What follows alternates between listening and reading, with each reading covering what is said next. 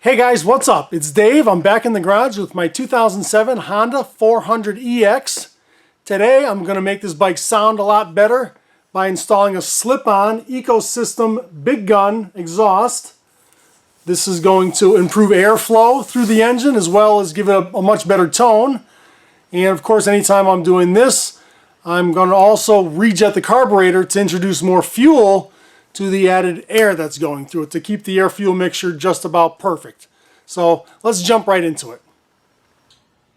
Okay, so before I install this new Big Gun slip-on exhaust, let's get a listen to what the original exhaust system sounds like, so we'll have a little before and after comparison.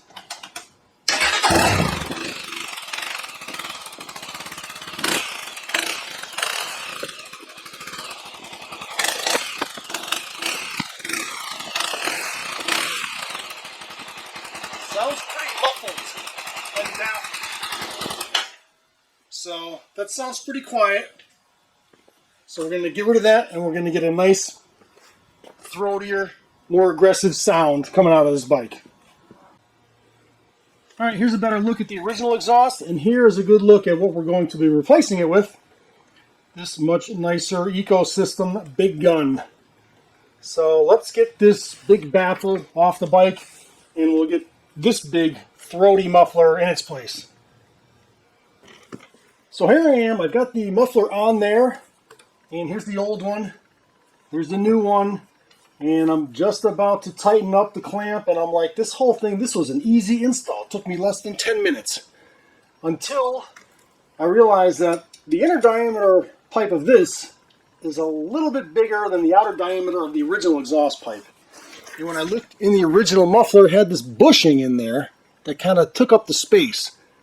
Now, I tried to get that bushing out, but it just, I don't know what it's made of, but it's not a solid piece and it'll just crumble apart. So, I couldn't do that.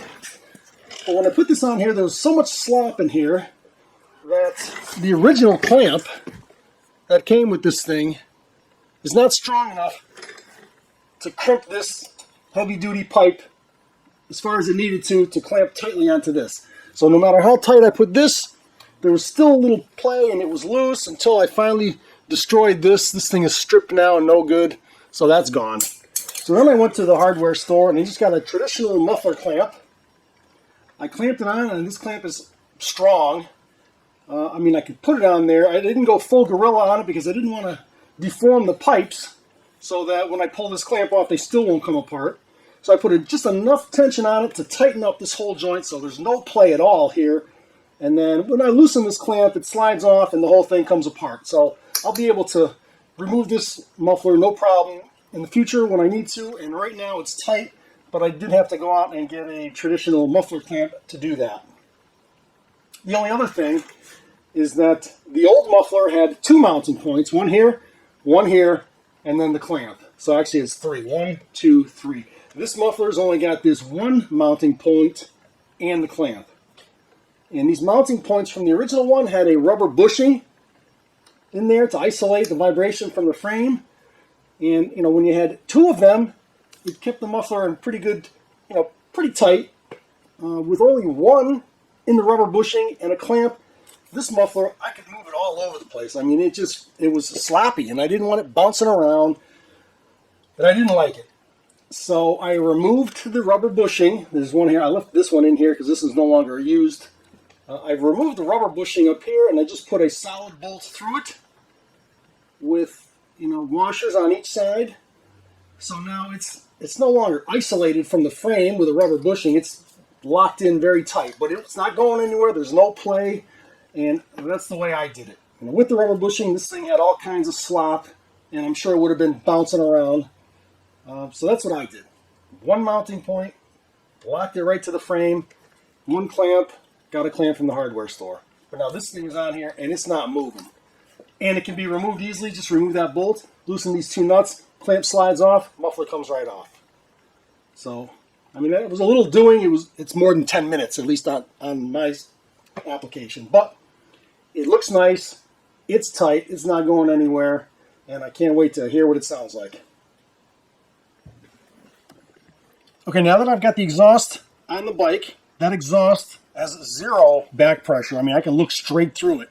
So there's no resistance in it, whereas the original exhaust had all kinds of baffles and created back pressure. So now with this free-flowing exhaust, we've got more air going through the engine, and with more air going through the engine, we need to give more fuel to it to keep the air-fuel mixture correct. If we don't address the fuel and we just give it more air, it'll run leaner, it'll run warmer, and over the long run, a hotter engine, vital parts will just wear quicker. So we don't want to see that. So I've done a little bit of research, and I've got a general consensus when you're putting a slip-on this particular bike, the jetting you should increase. And so I'm just going to do what other people have done and had success at. I'm not a scientist. I didn't confirm any of this stuff, but most people say that when you have this engine with a stock main jet of 148, you put a slip on it, you need to increase it to 155. So I've got a 155 main jet. And then the pilot jet, the stock is 38, and that should be increased to 40. And so that's what I'm going to do. I've got a main jet and a pilot jet. And then also on the needle that goes through the main jet, there are clips on it to adjust the height. And we need to drop the clip down one notch to lift the needle out of the jet a little bit. So the jet's bigger and the needle's further out of it, gives more fuel throughout the range. So now having all said that, we're going to replace the main and pilot jet and move the slide, or the needle rather. So here we go. Let's take the bowl off.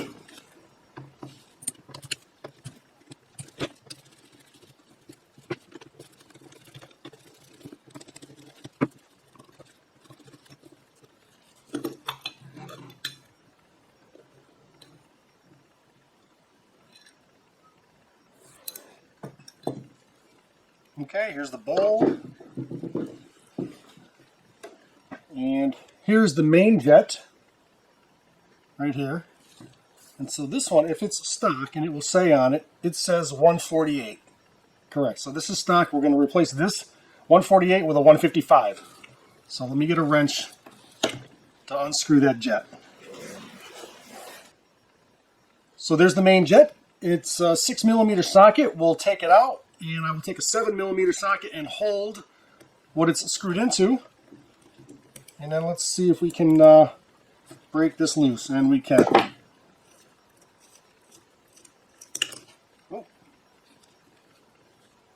So there's the main jet, 148. And we're going to replace it with a 155 main jet.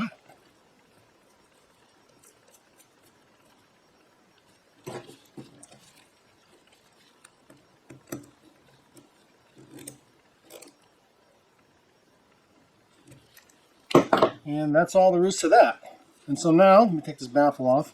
Now the pilot jet, which sits right next to it, we're going to replace that with a 40. So we'll pull that out, see if it shows as a 38.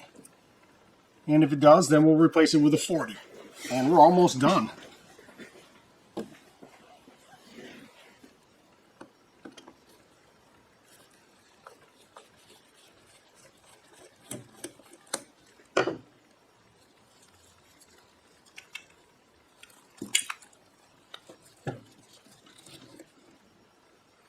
Okay, that's what a pilot jet looks like, and it's got a marking on it here. It says 138. So these are indeed the original jets that we need to increase slightly because now we have a free-flowing exhaust.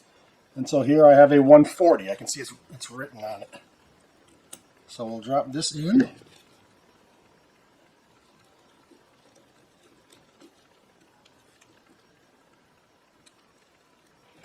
And there we go. Okay, so the jets are taken care of. And with the jets in place, we're going to put this baffle back on. It only goes in one way. Let's make sure it only goes in one way. Yes, there it is. Goes in one way. And then we're going to put the bowl back on.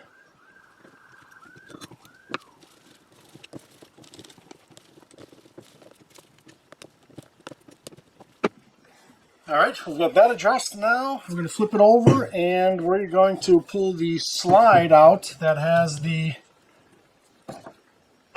needle on it.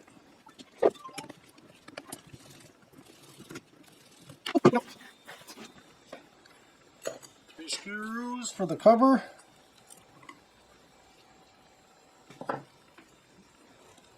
And now this is what I'm looking at. And so when I look in here, it looks like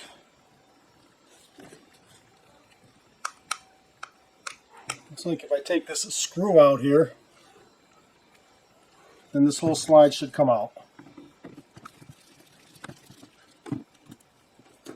There's a screw with a lock washer. Let's keep these together. And now let's see.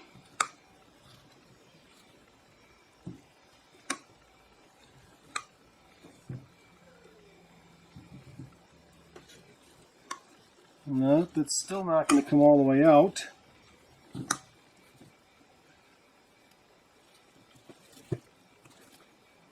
Okay, this shaft is going through it, so now I got to get this shaft out of here. And the shaft looks like it's spring-loaded.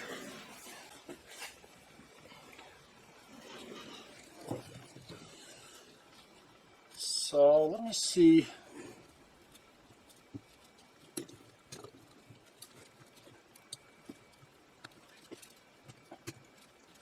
Okay. So this shaft comes out.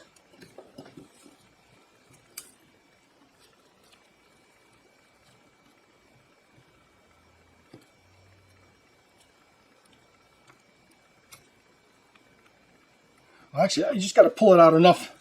I'll leave it in like that. And now this slide and pin will come out. So this has to be lifted out a little bit. And that allows you to remove the slide. So let me set this aside.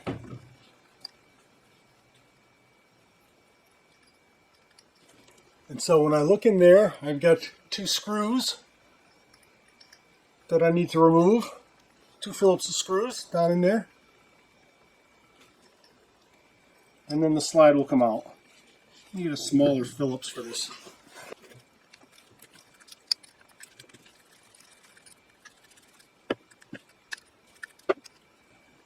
Okay, that comes out. And now the pin is free to come out.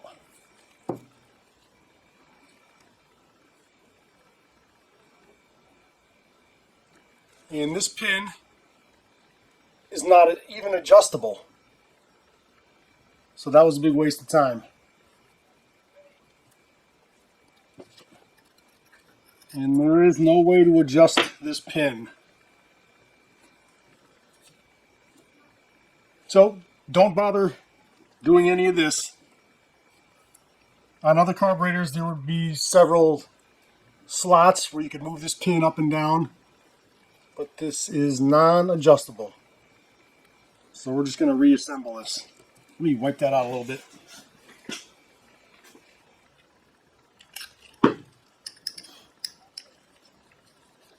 Alright, so we got the pin back in it, or the needle. I'm going to slide it right back down where it came from.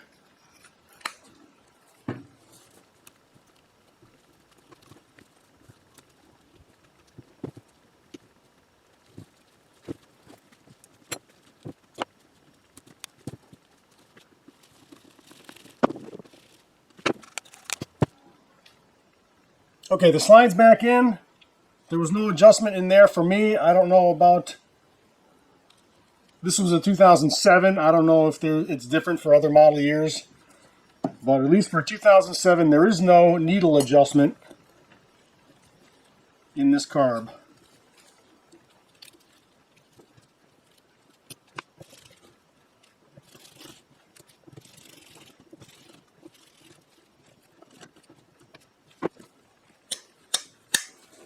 Alright, so here we are.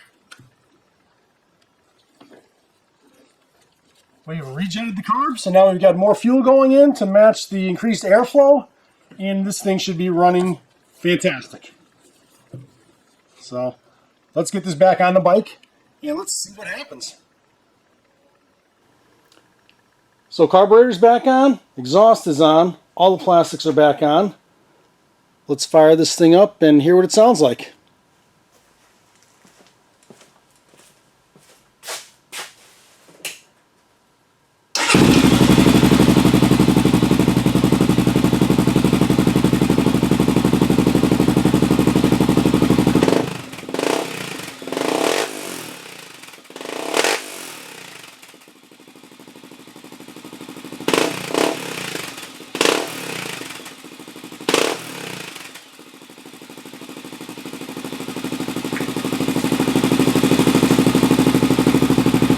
man, that sounds badass.